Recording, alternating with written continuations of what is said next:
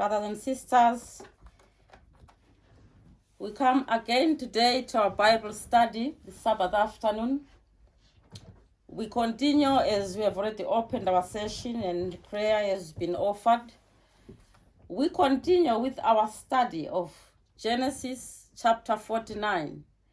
Last week, those that are joining us online, last week we gave our introduction on this study. And this week we are starting looking at each of the sons of Jacob one by one and the words that were said to them by their father Jacob. And we're looking at Reuben, the firstborn of Jacob. Reuben, the name meaning behold the sun. And now I will ask for a reading so that we can hear what Jacob says to Reuben by his bedside as a prediction concerning his character, what shall befall him in the last day. Genesis chapter 49, verse 3 up to 4. Please stand and read. Reuben, thou art my firstborn, my mighty, and the beginning of my strength, the excellence of dignity, and the excellence of power, unstable as water. Thou shalt not excel, because thou wentest up to their father's bed, then defileth thou it. Ye went up to my couch. There is something that Reuben did in his lifetime during his father's life that made his father come to this point where he describes his character, or he describes him as unstable as water. Now we'll explore those words deeper to understand what exactly is Jacob saying to Reuben. What is the characteristic that makes water to be unstable? So there is something about water that makes Jacob say to Reuben is unstable as water. Water surely has no backbone of its own because it is controlled by its environment. Can I just hear a few things that we can say here about water? How many forms of water do we know? How many? 3. She says 3. Can you name them? The forms of water. 1. Steam. Ice. Liquid. All those are forms of water. And the question that comes now is, what is it that makes water to be in either of these, in any of these states? And we find that that's the instability of water that Jacob is talking about. It is controlled by its environment. It takes the shape of its container. So something that takes the shape of its container as water, that shows that it has got no backbone of its own, as I've already said. As we can see on the screen, you can call it cylinder there because it is taking the cylindrical shape of the container. We have a stream. You cannot tell really the shape of water there. It's just flowing with the stream. It takes the temperature of its environment. That is water. We can see the forms of water that you have already mentioned. We have got the frozen ice. We have got the steam. We have got the liquid, a form of water. It is easily disturbed by winds, is it? Yes, amen. When we have water in a stream or in an ocean or in a river, it is so easily disturbed by whatever may disturb it. And we can see disturbed waters There's a cyclone blowing over the waters. The water is disturbed. The fish are in the water. They are jumping up and down. Water is disturbed. And all those are the forms of disturbed water, so easily disturbed. John 16:33 says, "These things I have spoken unto you, that in me ye might have peace. In the world ye shall have tribulation, but be of good cheer, I have overcome the world." That's the assurance that Jesus is giving the Reubenites, who are easily disturbed, who are easily controlled by the environment, that in the world surely there is a lot of, we shall face so much tribulation, so many troubles. But we should be of good cheer. That means we should be calm in every situation. We should not be easily disturbed. We should not have no backbone so that we can stand firm.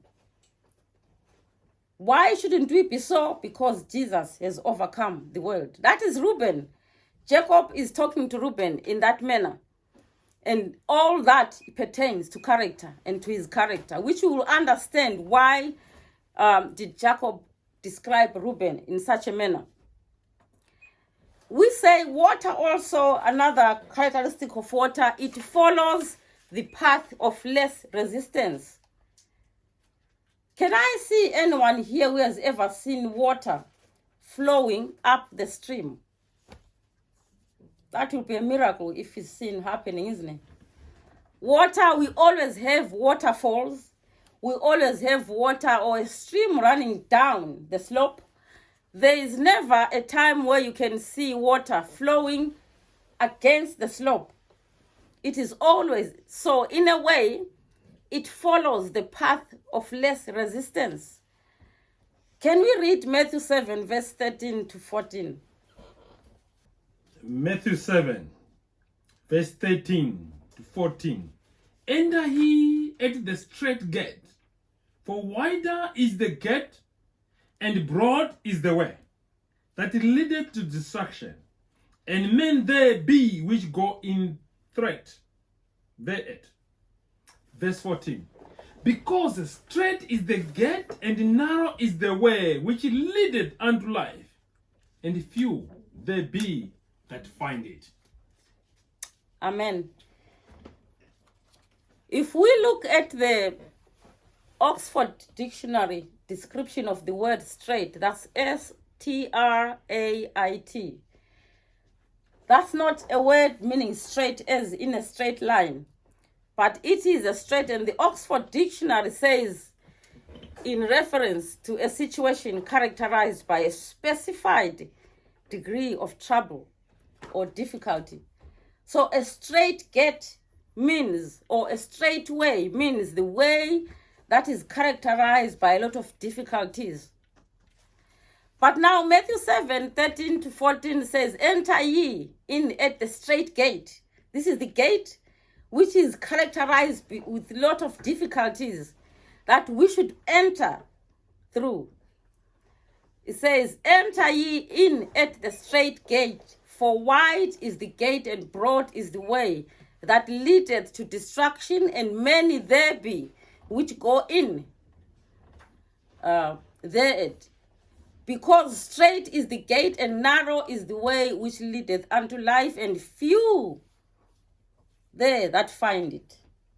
So this way, because it is straight and it is characterized with difficulties, there are very few that find it. But this is the one that God calls us to enter through. Just as it is difficult for water to flow up the stream or up the slope, it is also the way that leadeth to life. But nevertheless, we are called to walk such kind of a path that can actually tell us, therefore, that we cannot do it on our own. It is something that is given by grace. And Reuben, because of his faulty character, his father describes his character as water. He follows the path that is easy. He has no backbone of his own.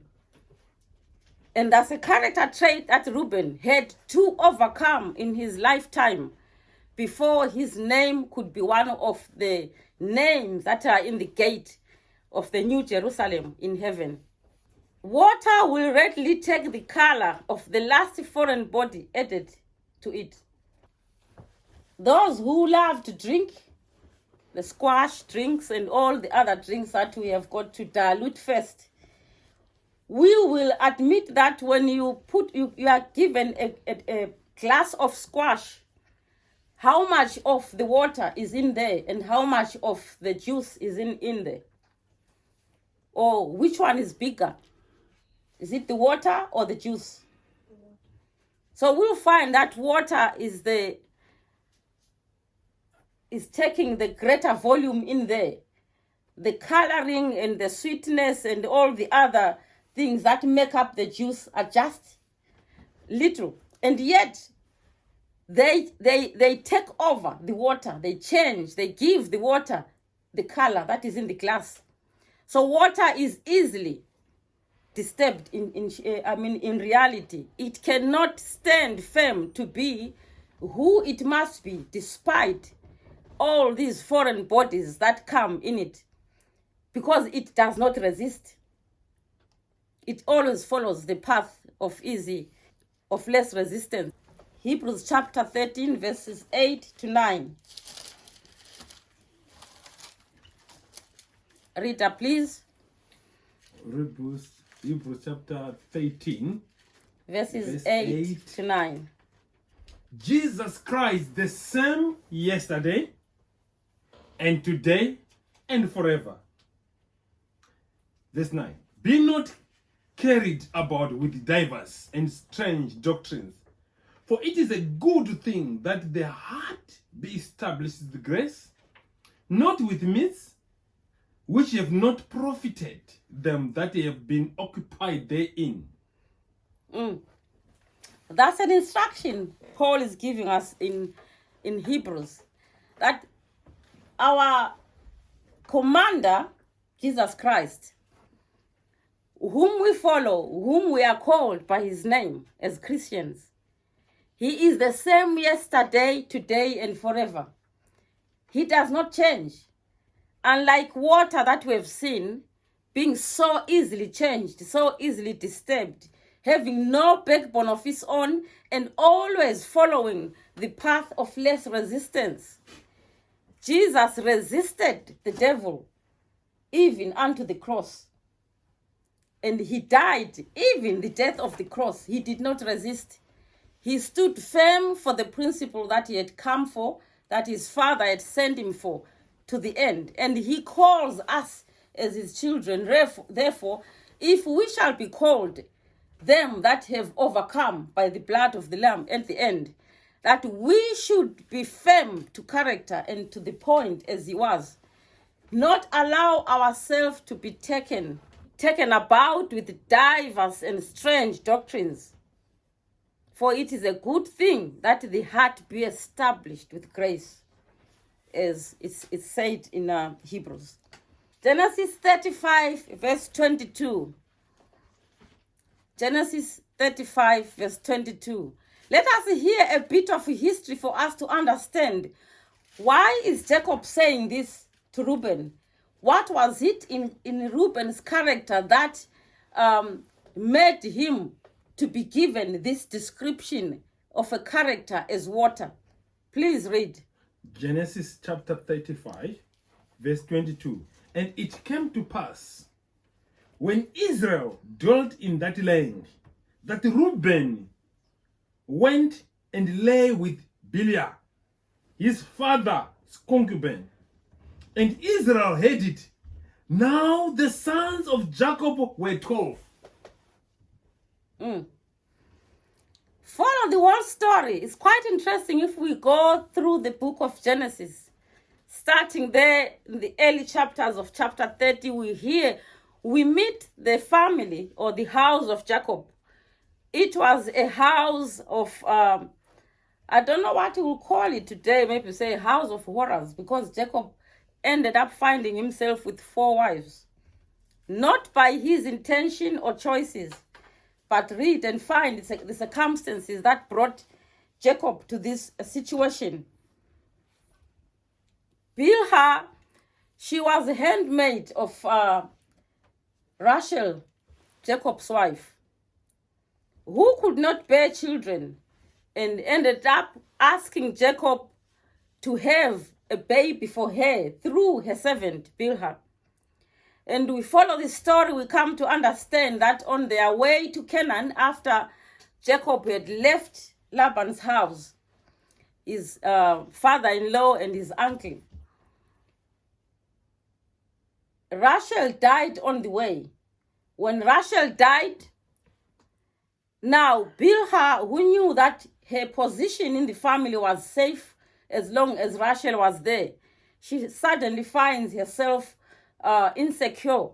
And you read the story, you come to picture the whole scenario that she went on to try and establish her position in the family by seducing Reuben, who was the eldest son of Jacob, so that she could hopefully continue to have stability in the family.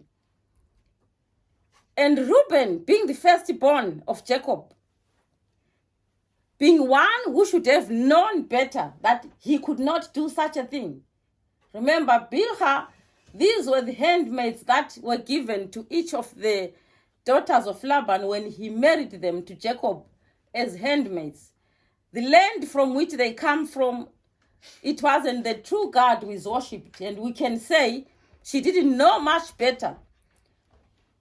And she does what she thought was best for her in a selfish way.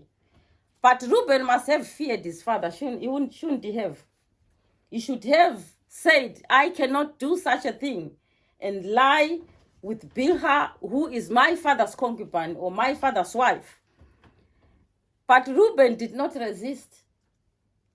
He just allowed himself to be carried over in the situation and do such a wicked thing. And Jacob heard about it, but it seems he never said a thing during all the time of his life until now that he's on his deathbed.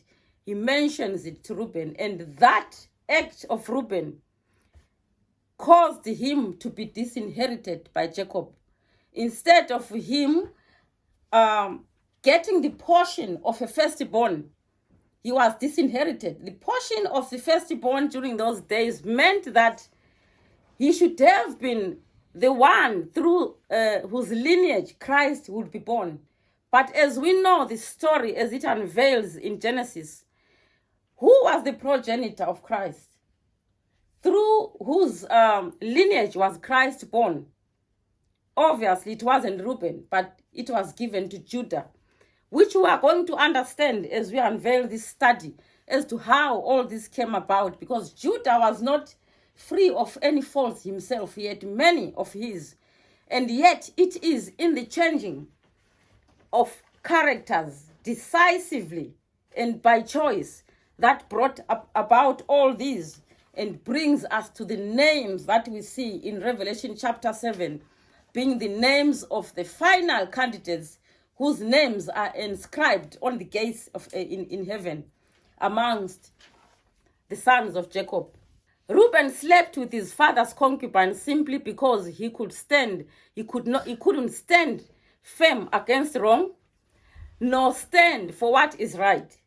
He allowed himself to be taken advantage of by Bilhah, who obviously was seeking for some form of security after Rachel's death. Now the question that comes is, when we come to identifying the modern day Reubenites, we will see that those who are accounted as today's Reubenites or the end time Reubenites, what do they do that classifies their character as water without a backbone? That tells us a lot about Reuben's character. He was the firstborn who was ready to sacrifice his inheritance for a moment of passion. Thus, a person easily shaped by their surrounding. They only regret after they have done what seemed to be appealing at the moment. No principle, no self-respect or values. Let us continue to see Reuben in action and his character being revealed. Let us read Genesis chapter 37.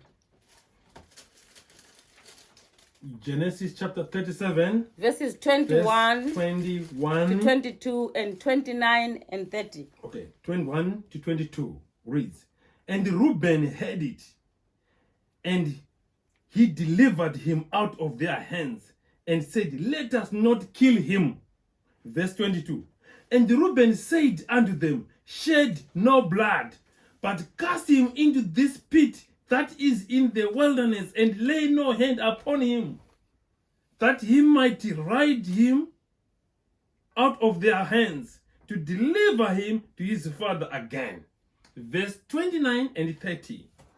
Verse 29 and 30. And Reuben returned unto the pit, and behold, Joseph was not in the pit, and he rent his cloth. Verse 30. And he returned unto his brethren, and said, The child is not, and it whither shall I go?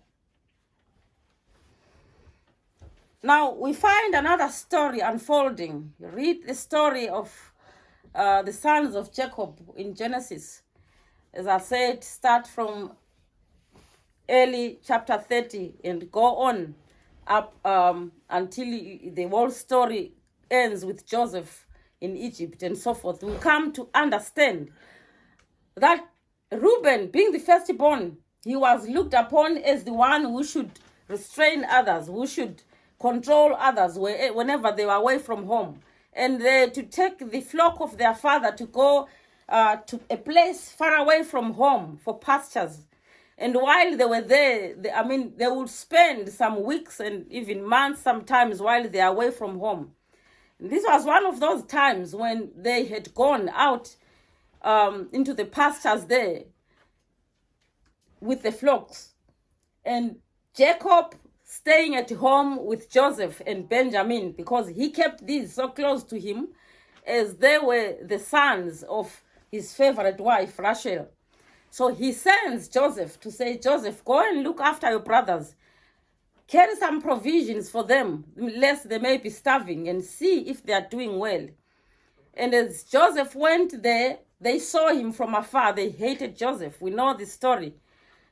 They hated him for so many reasons, that he was the favorite of their father. And as if to add salt to injury, it seemed that he was also the favorite of God, because he kept having these dreams that were pointing that he was going to rule over them one day. And they did not like him at all. So when they saw him from afar, they agreed amongst themselves that there comes the king of the dreams. Let us kill him and see what shall come of his dreams.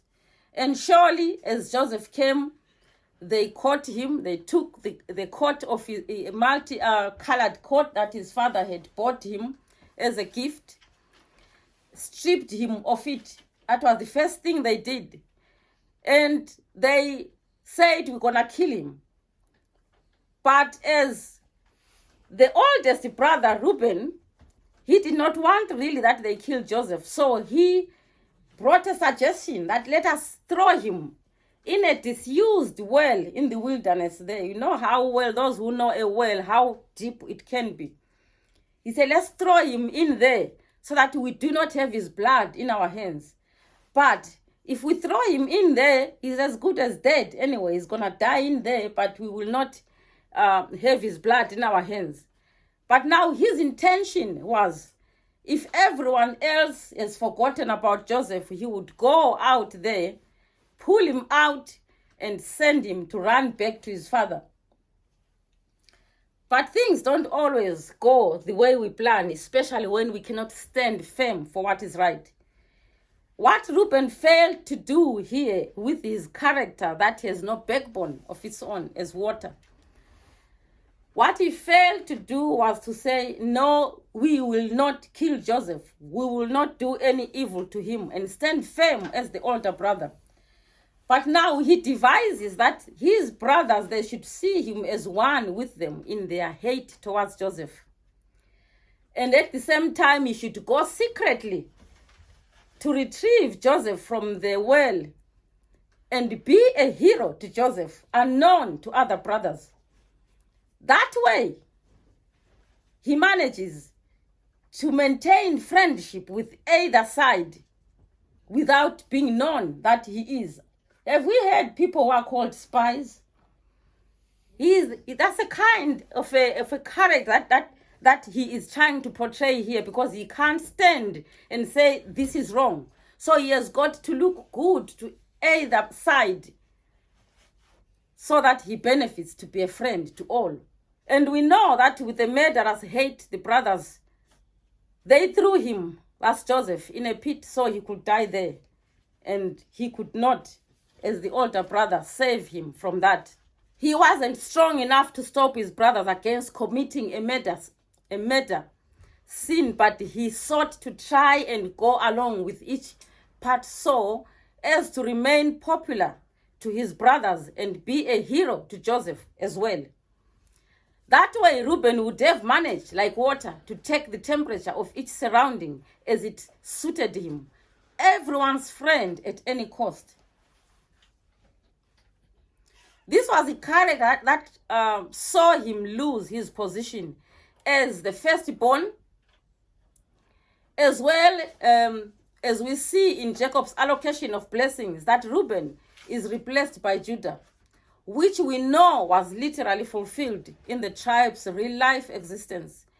Judah got the inheritance of the firstborn by becoming the progenitor of the Messiah. In that way, Reuben failed throughout his life, during his father's lifetime, to be someone whom he was supposed to be. And he lost the inheritance that was rightfully his. Next time, we will continue with Reuben when we see his conversion, his changing. Why then, if Reuben was this bad, why is his name in one of the gates into New Jerusalem in heaven? There obviously must have been a transformation by his own choice. And we will explore and see how did Reuben qualify to be one of the patriarchs that have their names in the gates. May God bless you. And for those online, join us next time as we explore again to see how did Reuben manage to have his name in the gate. How did he change, and where is it shown that change in scripture? May God bless you.